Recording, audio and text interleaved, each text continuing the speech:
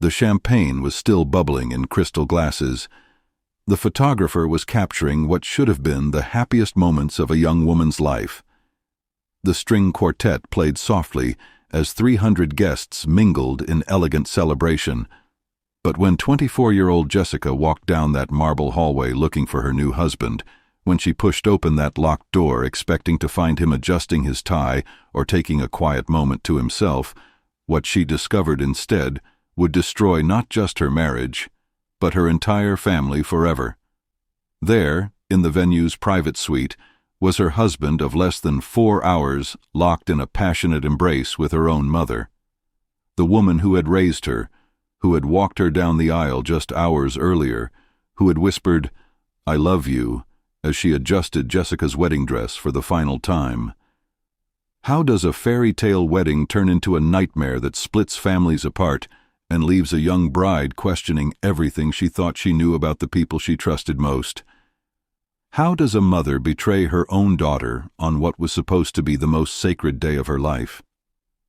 Before we continue with this shocking story, let us know in the comments where you're watching from. We'd love to hear from you. And if you're new here, click on the subscribe button so you never miss any of our upcoming videos. This isn't just a story about infidelity.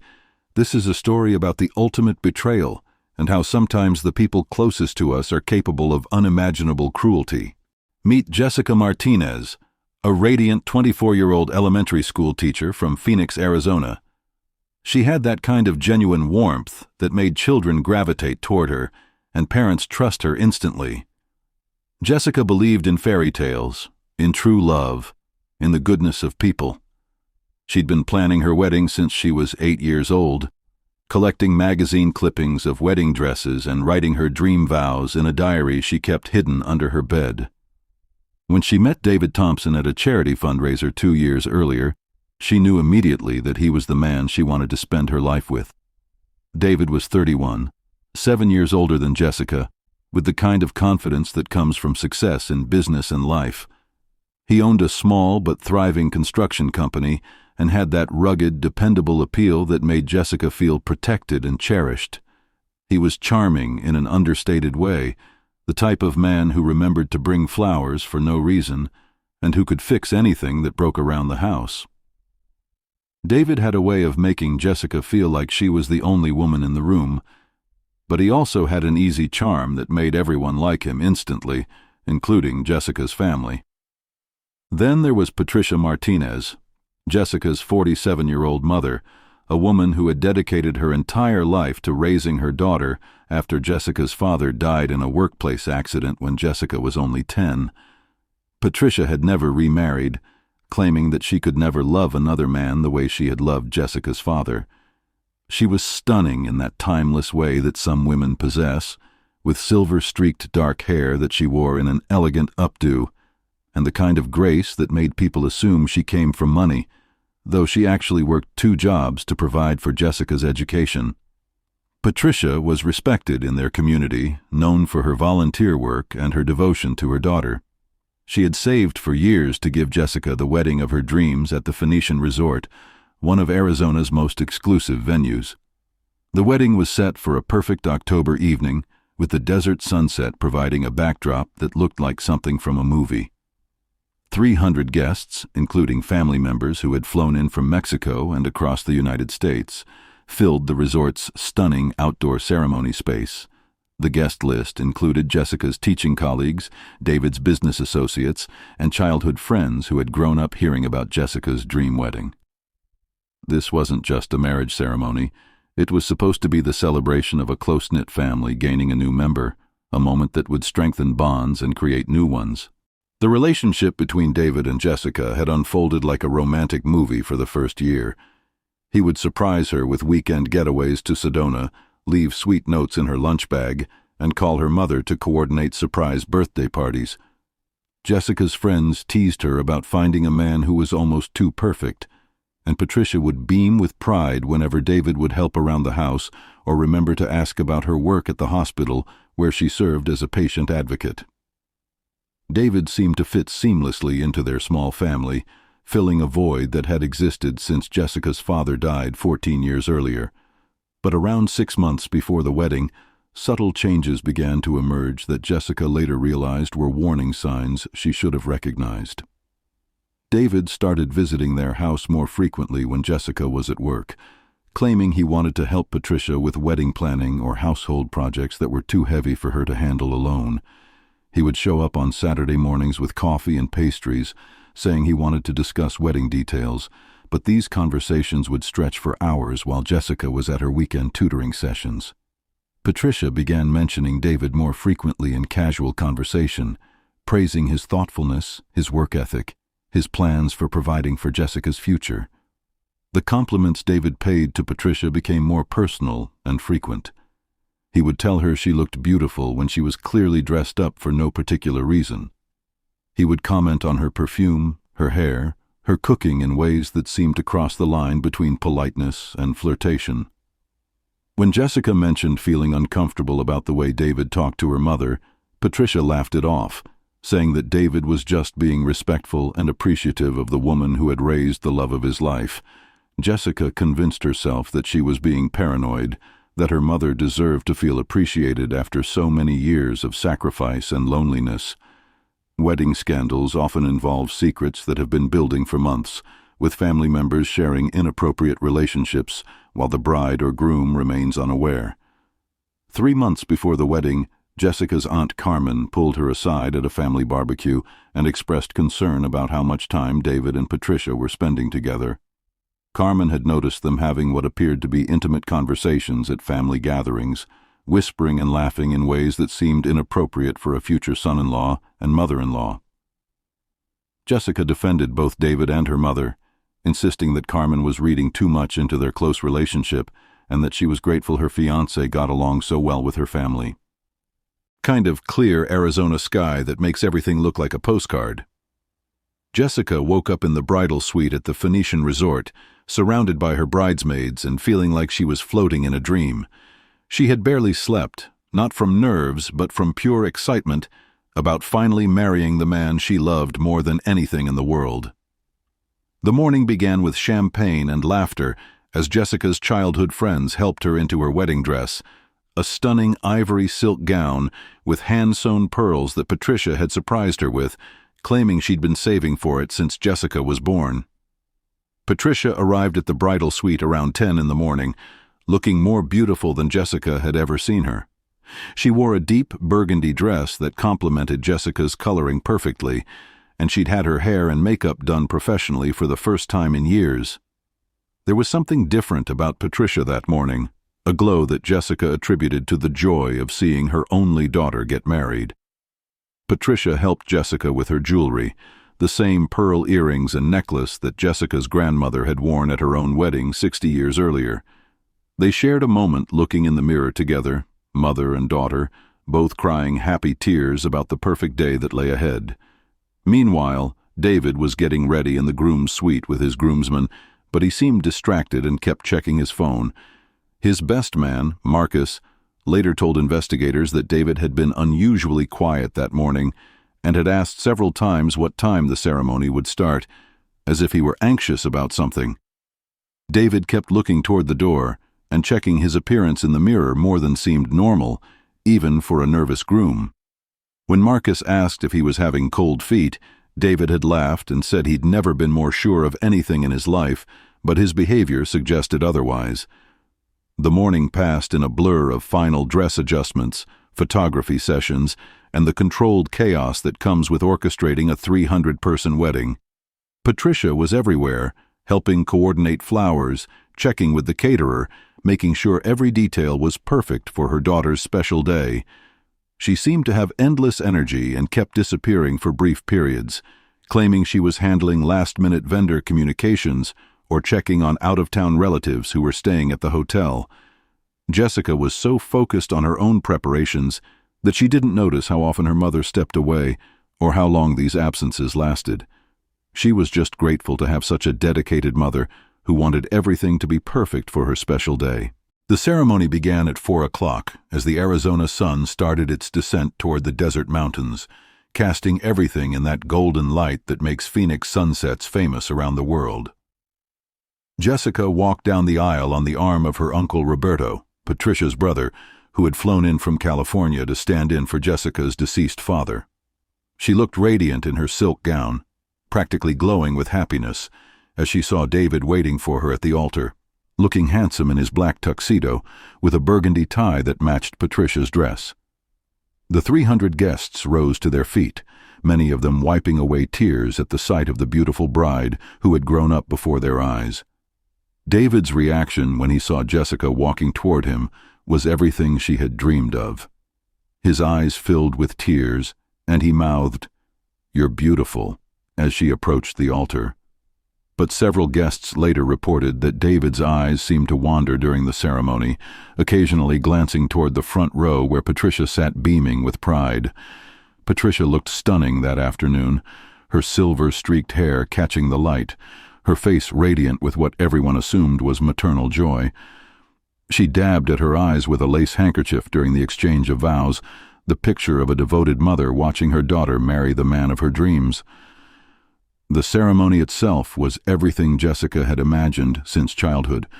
Father Martinez, the priest who had baptized Jessica and confirmed her, spoke about the sacred nature of marriage and the importance of faithfulness, trust, and putting family above all else. Jessica and David exchanged the vows they had written themselves, promising to love each other through sickness and health, for better or worse, until death did them part. David's voice was strong and clear as he promised to honor Jessica and forsake all others, looking directly into her eyes as he spoke. Jessica's vows were filled with gratitude for finding her soulmate and excitement about building their life together. When Father Martinez pronounced them husband and wife, David kissed Jessica with what seemed like genuine passion and love. The crowd erupted in cheers and applause, rice and rose petals flying through the air as the new Mr. and Mrs. Thompson walked back down the aisle together, Jessica's hand secure in David's arm. Patricia was among the first to hug them both after the ceremony, kissing Jessica's cheek and whispering how proud she was, then embracing David and telling him how lucky he was to have such a wonderful daughter. The receiving line stretched for nearly an hour as guests congratulated the happy couple and commented on how perfect the ceremony had been, how beautiful Jessica looked, how lucky they were to have found each other.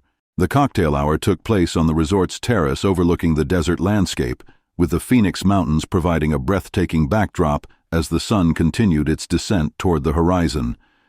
Guests mingled with glasses of champagne and signature cocktails that David and Jessica had chosen together, a spicy margarita that reflected Jessica's Mexican heritage, and a whiskey sour that was David's favorite drink. The photographer moved through the crowd, capturing candid moments of celebration, while the wedding party posed for formal portraits among the resort's stunning desert landscaping. Jessica was in her element, moving from group to group of guests, accepting congratulations and basking in the love and support of everyone who had gathered to celebrate her marriage. She felt like a princess in her silk gown, her face glowing with happiness as she introduced David to relatives and family friends he hadn't met before.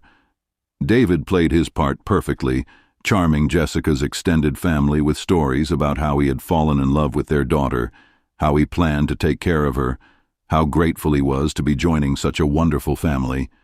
He seemed particularly attentive to the older women in Jessica's family, complimenting their dresses and asking about their grandchildren.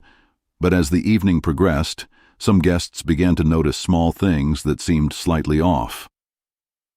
David and Patricia were never in the same conversational group, as if they were deliberately avoiding each other. When family photos were being taken, there was a moment of awkwardness when the photographer asked Patricia to stand next to David for a shot of the new family, and both of them seemed uncomfortable with the physical proximity. Jessica was too caught up in the excitement of her wedding day to notice these subtle dynamics, but her cousin Maria later said she had felt like there was some kind of tension between David and Patricia that she couldn't quite identify. The reception moved inside to the resort's grand ballroom as the sun set and the desert air grew cool. The room was decorated with hundreds of white roses and burgundy candles, creating an atmosphere of elegant romance that took Jessica's breath away when she saw it for the first time. The head table was positioned at the front of the room, with Jessica and David at the center, surrounded by their wedding party. Patricia sat at a table nearby with Jessica's closest relatives, looking proud and happy as she watched her daughter's dream wedding unfold exactly as they had planned it for months. The dinner service went smoothly, with guests enjoying a menu that Jessica and David had carefully selected to reflect both of their cultural backgrounds. There were traditional Mexican dishes to honor Jessica's heritage, alongside classic American favorites that David preferred. The wedding cake was a 3-tier masterpiece decorated with sugar flowers that matched Jessica's bouquet, and everything seemed to be progressing exactly according to plan. Jessica felt like she was living in a fairy tale as she sat next to her new husband, accepting toasts from their friends and family. Around 9 o'clock, as the dancing was about to begin, Jessica realized she needed to use the restroom and touch up her makeup before the formal dances with David and her Uncle Roberto. She excused herself from the head table, telling David she would be back in just a few minutes. The bridal suite was located down a long marble hallway on the same floor as the reception, and Jessica enjoyed the brief moment of quiet as she walked away from the noise and celebration of the party. She was thinking about how perfect everything had been so far, how lucky she was to have married such a wonderful man, how grateful she was to her mother for making everything so beautiful. As Jessica approached the bridal suite, she noticed that the door was closed, which seemed odd since she had left it open when she changed into her reception shoes earlier. She also heard what sounded like muffled voices coming from inside the room, which was strange since all the wedding party members were back in the reception. Jessica's first thought was that someone might have gotten lost looking for a bathroom, or that hotel staff were cleaning up the room. She turned the handle and pushed open the door, expecting to find housekeeping or perhaps one of her bridesmaids who had also needed to touch up her makeup. Instead, Jessica discovered a scene that would haunt her for the rest of her life. Her new husband of less than 5 hours was locked in a passionate embrace with her mother, Patricia's burgundy dress partially unzipped, David's hands in her silver-streaked hair. They were kissing with the kind of intensity that spoke of familiarity, of an established relationship, of feelings that had been building for much longer than just this evening. The sound Jessica made was somewhere between a gasp and a scream, a noise that came from somewhere deep in her soul as her brain struggled to process what she was seeing. The next few moments unfolded in slow motion, as if Jessica's mind was trying to protect her from the full impact of what she had discovered. David and Patricia sprang apart when they heard Jessica's cry, but the damage was done. Patricia's lipstick was smeared, her hair disheveled, her dress clearly having been partially removed and hastily put back on. David's tuxedo was wrinkled, his bow tie undone, his face flushed with a combination of passion and panic. Neither of them could speak for several seconds, their faces frozen in expressions of guilt and terror as they realized they had been caught. Jessica stood in the doorway for what felt like an eternity, her wedding dress suddenly feeling impossibly heavy, her breath coming in short, sharp gasps as the reality of the situation hit her. This wasn't a moment of weakness, a drunken mistake, or a misunderstanding. The way David and Patricia had been touching each other, the familiarity of their embrace, the fact that they were in a locked room together during Jessica's wedding reception, all pointed to a relationship that had been going on for some time. Jessica's mind raced through months of memories, reinterpreting every interaction between David and her mother in this new, devastating context. Patricia was the first to try to speak, stepping toward Jessica with her hands outstretched in a pleading gesture. "Sweetheart, this isn't what it looks like," she began, her voice shaky and desperate. But Jessica backed away from her mother's touch, as if she had been burned, her eyes wide with shock and growing anger. "How long?" Jessica managed to whisper, her voice barely audible. "How long has this been going on?" David ran his hands through his hair and started to say something about it being a mistake, about having too much to drink, about being overwhelmed by the emotions of the day. But Patricia interrupted him with a look that Jessica recognized as the same look she had given Jessica's father when she was telling him the truth about something difficult. 6 months, Patricia said quietly, her voice filled with shame but also with a strange kind of relief, as if she was grateful to finally stop pretending. It started 6 months ago, and we tried to stop it, but we couldn't fight our feelings anymore. Jessica felt the world tilt around her as she realized that her mother and her fiancé had been having an affair through her entire engagement, through all the wedding planning, through every conversation about their future together. Every time David had visited their house, every time Patricia had glowed after spending time with him, every wedding planning session where they had seemed unusually close, it had all been part of an elaborate deception that had culminated in this moment of ultimate betrayal. Jessica ran from the bridal suite back toward the reception, her wedding dress trailing behind her, tears streaming down her face and ruining the makeup that had taken hours to perfect. She burst into the ballroom where 300 guests were enjoying dinner and conversation, unaware that the bride's world had just collapsed completely. The music stopped, conversations halted, and every eye in the room turned toward Jessica as she stood in the doorway looking like a ghost in her white silk gown. Her uncle Roberto was the first to reach her, immediately recognizing that something was terribly wrong with his niece. "The wedding is over," Jessica announced to the stunned crowd, her voice surprisingly strong despite her tears. "David and my mother," she began, then stopped, unable to finish the sentence in front of all these people who had come to celebrate her happiness.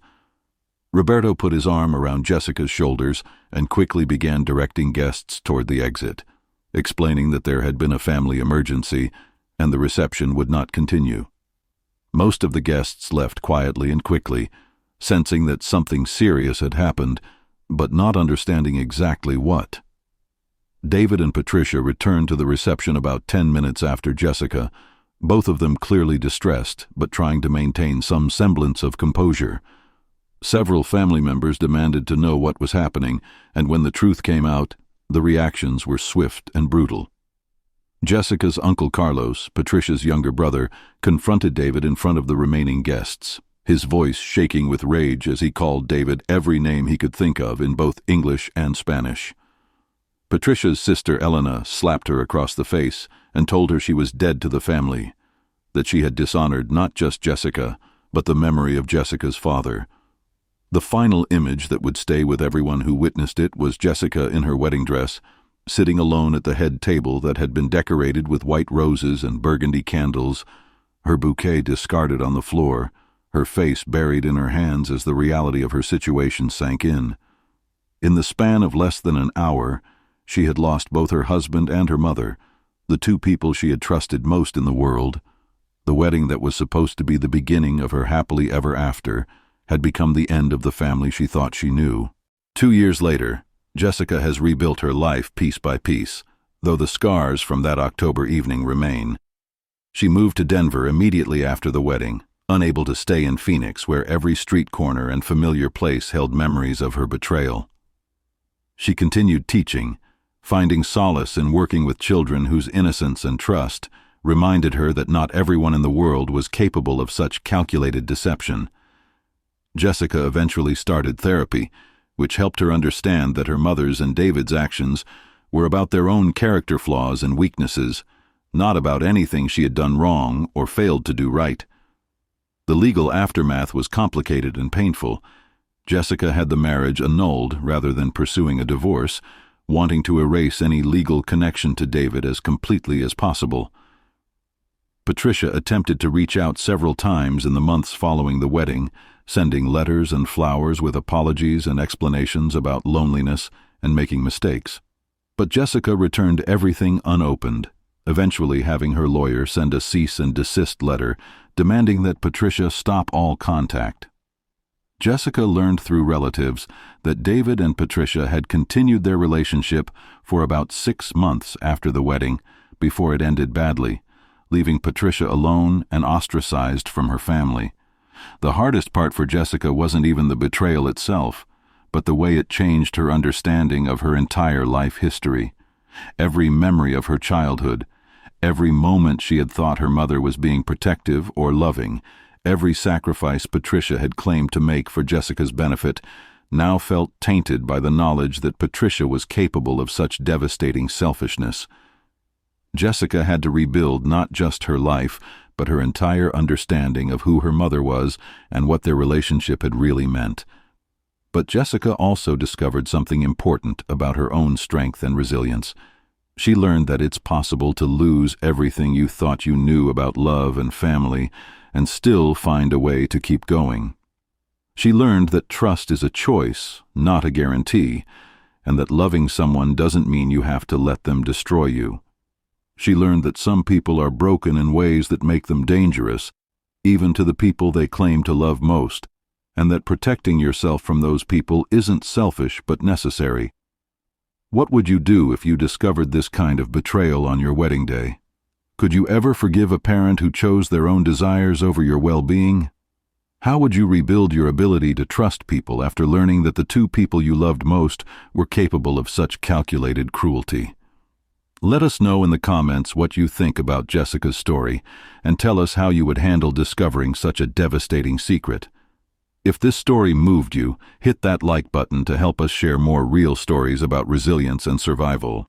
And don't forget to subscribe for new episodes every week where we explore the complicated, heartbreaking, and ultimately inspiring ways that people overcome the worst moments of their lives.